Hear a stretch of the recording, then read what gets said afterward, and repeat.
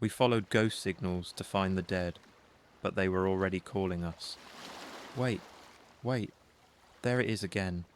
Riley slapped a headset over one ear and twisted the dial. A whisper hissed through the static. Faint, old, like someone shouting from decades away. Foxtrot, 9, abandoned, need medevac, losing, light. Then silence. Holy hell, said KJ, the camera op. That's a World War II call sign. Yeah, Riley said. And it's not supposed to exist anymore. The documentary crew was chasing ghosts. Literally. Their project, Echoes in the Deep, aimed to document forgotten war wrecks in the South Pacific, sunken planes, rusted freighters, lost battlegrounds. They'd been following a series of mysterious radio pings that hadn't appeared on any signal logs. Pings that always ended in fog. 5 crew members, Riley Hart, sound engineer and former ham radio addict KJ, Katrina Jane. Camop, with a drone habit and zero fear. Dr. Lena Moretti, historian, voice of reason Mitch, local fixer, born on Yap and Gregor. The host who treated war stories like thrill rides. Their goal? Trace the last transmission, find the wreck site.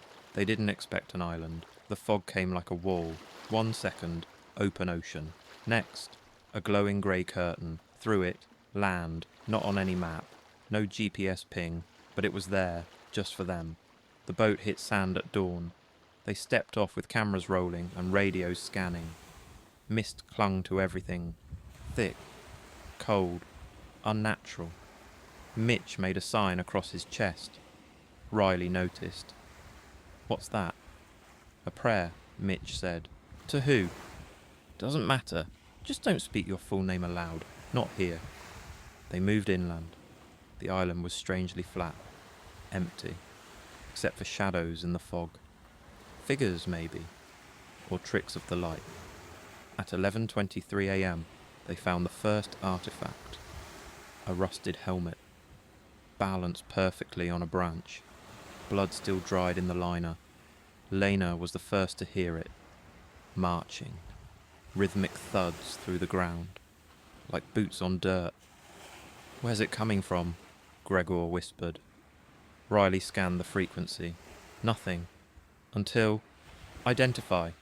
The voice came through every speaker at once. Whispered, commanding, ancient.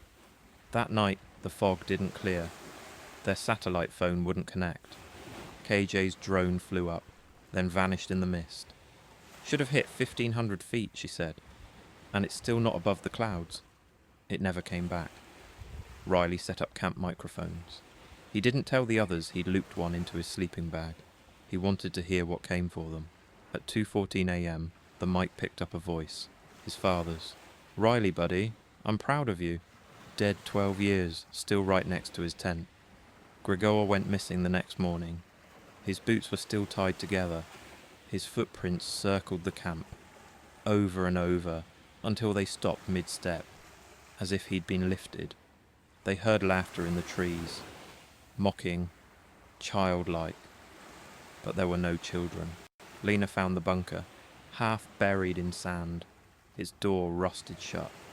She shouldn't have opened it, but she did. Inside, photos, stacks of them, every person who had ever set foot on the island, including them. Each photo was burnt at the edges, except one, Riley's. He wasn't holding a camera, he was wearing a helmet, smiling, drenched in blood. On the back, Foxtrot 9, final transmission. At 4:03 a.m, Lena walked into the sea. She said she heard her brother calling her home. He died at Normandy. The water boiled as she vanished. The fog never lifted. Not even at noon. KJ tried to hike the shore. She didn't return. Riley found her camera in the sand. Footage showed her looking into the mist, whispering her own name. Then, hands, from behind her, covered in moss and cloth, dragging her backward, silently. Now Riley walks alone. He doesn't sleep. The fog is inside him. He still hears signals, still records every step. He transmits daily, to no one. On loop, the message plays, "This is Foxtrot 9, requesting medevac. Please, I've been here so long, please, and sometimes the fog answers. You can't unsee a lighthouse glowing underwater. You also can't unhear what calls from inside. Jude Everett wasn't just rich. He was obscenely rich. Venture capital, black market salvage, maritime patents, you name it. He bought lost ships like they were action figures. And his latest obsession? La Luz Invertida, the inverted light. A supposedly sunken island off the Chilean coast, rumored to have a lighthouse that still glowed. Impossible, his diver said. Jude smiled. Perfect. They went down with custom suits, pressure shields, and high-definition head cams. Jude led the dive himself. 3 others followed: Nadia, ex-Navy diver Eli, structural engineer Anders, sonar tech, and true believer in weird shit. The trench was cold, quiet, the kind of quiet that made your teeth itch. Then, light, a glow beneath the silt. Software, blue-white, rhythmic. Pulse patterns wrong, Anders muttered. Not a beacon, more like breathing. They reached the sea floor at 3,000 feet. There it was, a lighthouse, old, cracked, coral-covered, still glowing from the top window. Gravity's wrong, Nadia said. Lights shining down. They shouldn't have entered, but Jude had to. Inside was dry, no flooding, despite being 3,000 feet below the surface. No airlock, no seal. Eli whispered. Physics doesn't work here. Neither does fear, Jude said. That was the last normal thing he said. There were stairs spiraling up the inside of the tower. The walls were covered in barnacle-like growths that looked like fingers. Dead coral, maybe. Maybe not. They reached the 3rd level, found mirrors, dozens of them, but not one showed their reflections. Instead, other divers. Looking back, screaming silently, Eli ran. He made it down one flight before he snapped backward, head slamming the ceiling. A thin stream of water leaked from his eyes. Not tears, seawater. Nadia panicked, yelled into her comms, got only static and laughter. It wasn't human, or rather it was trying to sound human. She shoved Jude. We leave. Now. Jude just stared up the stairs. The light is humming my name, he whispered. Anders stayed behind to study the anomaly. Nadia didn't argue. She grabbed Jude by the collar and hauled him down the stairs. Except the stairs weren't there anymore. Only a spiral tunnel of stone and bone stretching upward, and voices, chanting. Keep it below, keep it low, keep it lit so it won't go. Nadia forced herself to breathe. You're not real, she muttered to the walls. You're not here. Then a hand gripped her shoulder. It was Anders, but not. His dive mask was gone. His skin looked flattened, like it had been pressed between glass. And his mouth hung open, whispering without breath. Join the beam. Light the deep. Nadia screamed and launched upward. Jude followed, laughing. He was glowing, eyes bright white, his veins lit up like fuse wire. The light remembers, he said. She made it outside, or thought she did. Except there was no ocean, only black void. And the lighthouse was above her now, upside down, still shining. They pulled her out 6 hours later, alone, floating off the Chilean coast, suit intact. Comms dead, no sign of the others. She wouldn't speak at first, then only whispered one thing. The light is a door, and someone's knocking. Jude's dive feed was recovered. It ends with him in the top chamber kneeling before a mirror. His reflection looks up and smiles, then whispers, "Welcome home." It started with blood in the tide, not a lot. Just enough to know we weren't alone. The boat cut through the waves like a knife. Dr. Aylin Rivera leaned over the side, squinting through her salt-slick sunglasses. The island ahead had no name, at least not on any official chart. To the locals in Palau, it was simply Luachak. Translation, the one that cries. "You're sure it's volcanic?" Alec asked, flipping his drone controller in one hand. "Topographic anomaly. Might be a caldera," Elin said. "Looks like it's crying blood." He wasn't wrong. The shallows around the island were stained red. Not deep red. Faint, almost pinkish, like watercolor in seawater. They thought it was coral spawn or sediment from a mineral deposit. They were wrong. There were 4 of them. Dr. Elin Rivera, field ecologist. Alec Marlowe, drone operator and social media contractor. Ren Tanaka, logistics and safety officer. And Malik Osoro, marine chemist and Elin's ex. The grant came from a private conservation trust, but the expedition was Elin's idea. "Just 48 hours," she told them. "Collect samples, no deep digs, no heroics." Everyone agreed. No one would leave whole.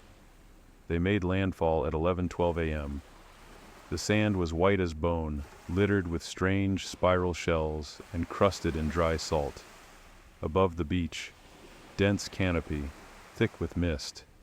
It smelled like mildew and copper. There were no birds, no insects, no wind. "Gives me the creeps," Alec muttered. "You sure this place isn't, like, haunted?" Ren chuckled. "Just remote." Elin said nothing. She was staring at the trees. Their bark glistened, like it had been crying. They set up camp on the north-facing slope. Within hours, Alec had the drone up. Malik filtered water, ran the first chem test. No iron bloom, no sulfur spike, but the pH is... He frowned. "Off." "How off?" Elin asked. "Like human blood off." He forced a laugh. "Don't worry, just a joke." That night it rained, and the trees bled. Rivulets of deep red liquid oozed from the trunks, like sap but darker, thicker. By morning the sand was soaked crimson. Ren radioed the boat. No signal, no sky, just fog. Alex swore he heard something in the canopy. Laughing, "I'm serious, like children." Or something pretending to be children. Elin told him to get some sleep. That night, he slept with a flare gun. He didn't fire it. Because by 3 a.m., the trees whispered his name. Not just his name, his username. Skyrider 42. On day 2, Malik was missing. His boots were by the water's edge. No prints going in, none coming out. His sat phone was still in his pack. His blood-type patch was ripped off. In its place, a spiral shell, slick with red, pulsing slightly, like it was alive. Ren took charge. "We need to go. Screw the grant. Screw the research." They packed fast. Except the boat wasn't there. The cove was empty. Just the shape in the shallows. Half submerged. Huge. Not coral, not rock. It opened. That night, Alec lost it. He lit every flare they had, screamed into the trees. "Come out, you forest freaks. Come see what humans taste like." They did. Elin woke to gurgling. Alec was hovering a foot above the ground. Branches threaded through his skin. His eyes rolled back, mouth sewn shut with red moss. The trees were feeding on him, slow, ritualistic, not for nutrition, for memory. Ren dragged Elin back to the tent. "We need fire. We burn the grove. That's where it's strongest." But Elin was already halfway gone. She remembered the briefing back in Palau, the old woman who'd stopped her at the docks. "Don't take its grief," the woman had said, clutching her hand. "Don't let it remember you. That island doesn't forget pain. It collects it." Elin thought it was folklore. Now she saw the faces in the bark, familiar. Malik's eyes, Alec's teeth, Ren's hand, and her own mouth, smiling. She ran, blind through jungle, through fog, through screams that sounded like her mother's voice. Her tent was gone. Camp was gone. Even the ocean was gone. Only sand, trees, red. They found her 3 days later, floating miles offshore, unconscious, hypothermic, dehydrated. Her research vessel had never docked. no record of landfall, no coordinates ever logged. When they examined her samples, there was no soil, no blood, no spiral shells, just bark. Bark with tiny, screaming faces,